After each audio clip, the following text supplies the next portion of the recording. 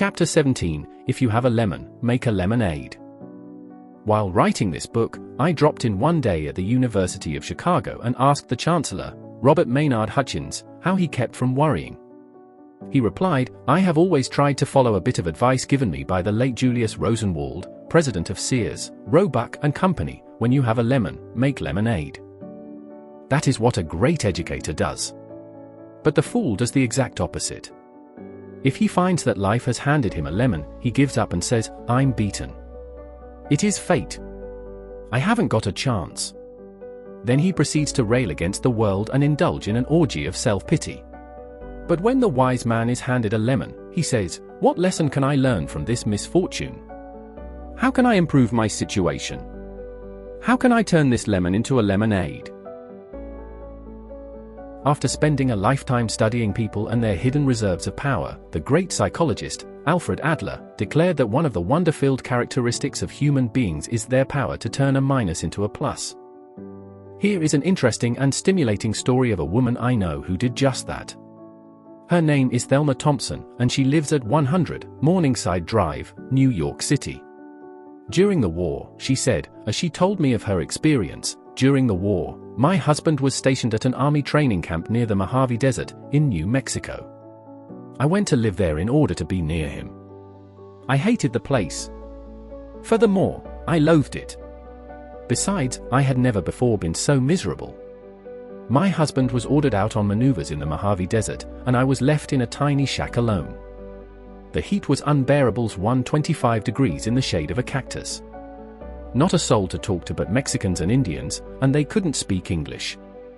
The wind blew incessantly, and all the food I ate, and the very air I breathed, were filled with sand, sand, sand. I was so utterly wretched, so sorry for myself, that I wrote to my parents. I told them I was giving up and coming back home. I said I couldn't stand it 1 minute longer. Furthermore, I would rather be in jail. My father answered my letter with just two lines that will always sing in my memory, 2 lines that completely altered my life. 2 men looked out from prison bars. One saw the mud, the other saw stars. I read those 2 lines over and over. I was ashamed of myself. I made up my mind I would find out what was good in my present situation. Furthermore, I would look for the stars. I made friends with the natives, and their reaction amazed me. When I showed interest in their weaving and pottery, they gave me presents of their favorite pieces which they had refused to sell to tourists. I studied the fascinating forms of the cactus and the yuccas and the Joshua trees. I learned about prairie dogs, watched for the desert sunsets, and hunted for seashells that had been left there millions of years ago when the sands of the desert had been an ocean floor. What brought about this astonishing change in me? The Mojave Desert hadn't changed. The Indians hadn't changed. But I had. I had changed my attitude of mind. And by doing so, I transformed a wretched experience into the most exciting adventure of my life. I was stimulated and excited by this new world that I had discovered. I was so excited I wrote a book about it, a novel that was published under the title Bright Ramparts. I had looked out of my self-created prison and found the stars. Thelma Thompson, you discovered an old truth that the Greeks taught 500 years before Christ was born: the best things are the most difficult. Harry Emerson Fossil repeated it again in the 20th century: happiness is not mostly pleasure, it is mostly victory. Yes, the victory that comes from a sense of achievement, of triumph, of turning our lemons into lemonades.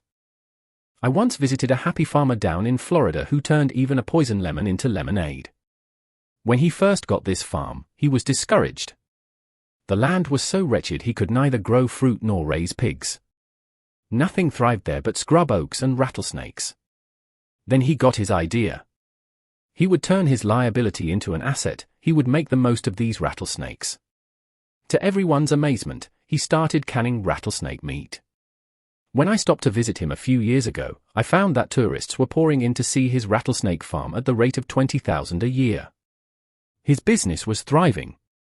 I saw poison from the fangs of his rattlers being shipped to laboratories to make antivenom toxin. I saw rattlesnake skins being sold at fancy prices to make women's shoes and handbags. I saw canned rattlesnake meat being shipped to customers all over the world. Furthermore, I bought a picture postcard of the place and mailed it at the local post office of the village, which had been rechristened Rattlesnake, Florida, in honor of a man who had turned a poison lemon into a sweet lemonade. As I have traveled up and down and back and forth across America time after time, it has been my privilege to meet dozens of men and women who have demonstrated their power to turn a minus into a plus. The late William Blythe, author of 12 Against the Gods, put it like this: the most important thing in life is not to capitalize on your gains. Any fool can do that. The really important thing is to profit from your losses. That requires intelligence, and it makes the difference between a man of sense and a fool. Blythe uttered those words after he had lost a leg in a railway accident. But I know a man who lost both legs and turned his minus into a plus. His name is Ben Fort's son. I met him in a hotel elevator in Atlanta, Georgia. As I stepped into the elevator, I noticed this cheerful-looking man, who had both legs missing, sitting in a wheelchair in a corner of the elevator. When the elevator stopped at his floor, he asked me pleasantly if I would step to one corner so he could manage his chair better. "So sorry," he said, "to inconvenience you," and a deep, heartwarming smile lighted his face as he said it. When I left the elevator and went to my room, I could think of nothing but this cheerful cripple. So I hunted him up and asked him to tell me his story. It happened in 1929, he told me with a smile. I had gone out to cut a load of hickory poles to stake the beans in my garden. I had loaded the poles on my Ford and started back home. Suddenly one pole slipped under the car and jammed the steering apparatus at the very moment I was making a sharp turn. The car shot over an embankment and hurled me against a tree. My spine was hurt. My legs were paralyzed. I was 24 when that happened, and I have never taken a step since. 24 years old, and sentenced to a wheelchair for the rest of his life. I asked him how he managed to take it so courageously, and he said, "I didn't." He said he raged and rebelled. He fumed about his fate. But as the years dragged on, he found that his rebellion wasn't getting him anything except bitterness. "I finally realized," he said, "that other people were kind and courteous to me. So the least I could do was to be kind and courteous to them." I asked if he still felt, after all these years, that his accident had been a terrible misfortune, and he promptly said, "No." He said, "I'm almost glad now that it happened." He told me that after he got over the shock and resentment, he began to live in a different world. Furthermore, he began to read and developed a love for good literature. In 14 years, he said, he had read at least 1,400 books, and those books had opened up new horizons for him and made his life richer than he ever thought possible. He began to listen to good music, and he is now thrilled by great symphonies that would have bored him before. But the biggest change was that he had time to think. "For the first time in my life," he said, "I was able to look at the world and get a real sense of values. I began to realize that most of the things I had been striving for before weren't worthwhile at all." As a result of his reading, he became interested in politics, studied public questions, made speeches from his wheelchair. He got to know people and people got to know him. Today Ben Fort's son, still in his wheelchair, is Secretary of State for the state of Georgia. During the last 35 years, I have been conducting adult education classes in New York City, and I have discovered that one of the major regrets of many adults is that they never went to college. They seem to think that not having a college education is a great handicap. I know that this isn't necessarily true because I have known thousands of successful men who never went beyond high school. So I often tell these students the story of a man I knew who had never finished even grade school. He was brought up in blighting poverty. When his father died, his father's friends had to chip in to pay for the coffin in which he was buried. After his father's death, his mother worked in an umbrella factory 10 hours a day and then brought piecework home and worked until 11 o'clock at night. The boy brought up in these circumstances went in for amateur dramatics put on by a club in his church. He got such a thrill out of acting that he decided to take up public speaking. This led him into politics. By the time he reached 30, he was elected to the New York State Legislature. But he was woefully unprepared for such a responsibility. In fact, he told me that frankly he didn't know what it was all about. He studied the long, complicated bills that he was supposed to vote on, but, as far as he was concerned, those bills might as well have been written in the language of the Choctaw Indians.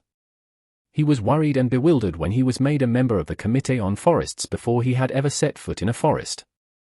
Furthermore, he was worried and bewildered when he was made a member of the State Banking Commission before he had ever had a bank account.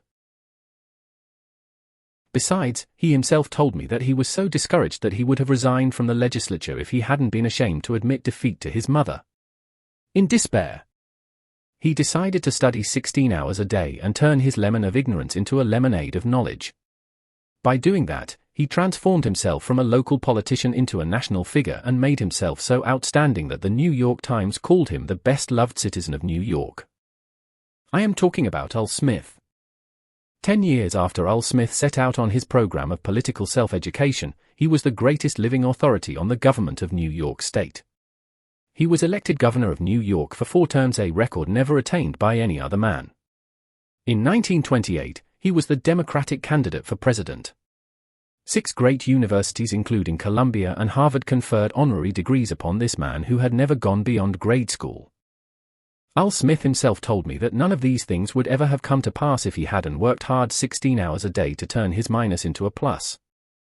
Nietzsche's formula for the superior man was not only to bear up under necessity but to love it. The more I have studied the careers of men of achievement, the more deeply I have been convinced that a surprisingly large number of them succeeded because they started out with handicaps that spurred them on to great endeavor and great rewards. As William James said, our infirmities help us unexpectedly. Yes, it is highly probable that Milton wrote better poetry because he was blind, and that Beethoven composed better music because he was deaf. Helen Keller's brilliant career was inspired and made possible because of her blindness and deafness. If Tchaikovsky had not been frustrated and driven almost to suicide by his tragic marriage, if his own life had not been pathetic, he probably would never have been able to compose his immortal symphonic Pathetic. If Dostoevsky and Tolstoy had not led tortured lives, they would probably never have been able to write their immortal novels. If I had not been so great an invalid, wrote the man who changed the scientific concept of life on Earth. If I had not been so great an invalid, I should not have done so much work as I have accomplished.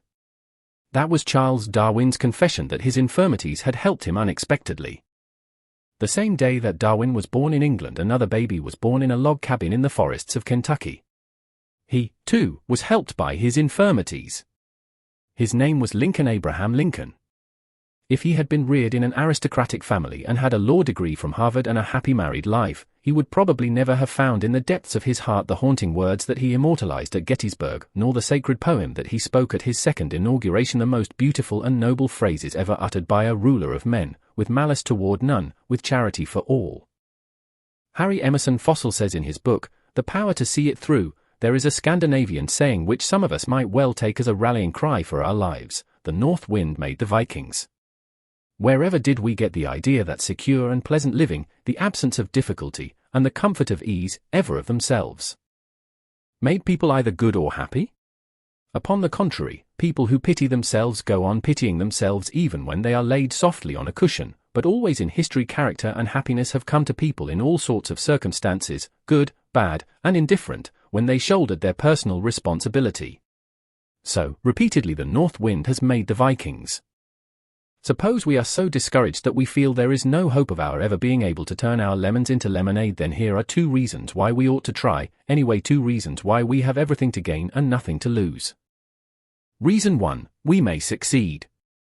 Reason 2, even if we don't succeed, the mere attempt to turn our minus into a plus will cause us to look forward instead of backward, it will replace negative thoughts with positive thoughts, it will release creative energy and spur us to get so busy that we won't have either the time or the inclination to mourn over what is past and forever gone. Once when Ole Bull, the world-famous violinist, was giving a concert in Paris, the A string on his violin suddenly snapped. But Ole Bull simply finished the melody on 3 strings. That is life, says Harry Emerson Fossil, to have your A string snap and finish on 3 strings. That is not only life. It is more than life. It is life triumphant. If I had the power to do so, I would have these words of William Blythe carved in eternal bronze and hung in every schoolhouse in the land. The most important thing in life is not to capitalize on your gains. Any fool can do that. The really important thing is to profit from your losses. That requires intelligence, and it makes the difference between a man of sense and a fool. So, to cultivate a mental attitude that will bring us peace and happiness, let's do something about Rule 6. When fate hands us a lemon, let's try to make a lemonade. Chapter complete. Knowledge gained 100%.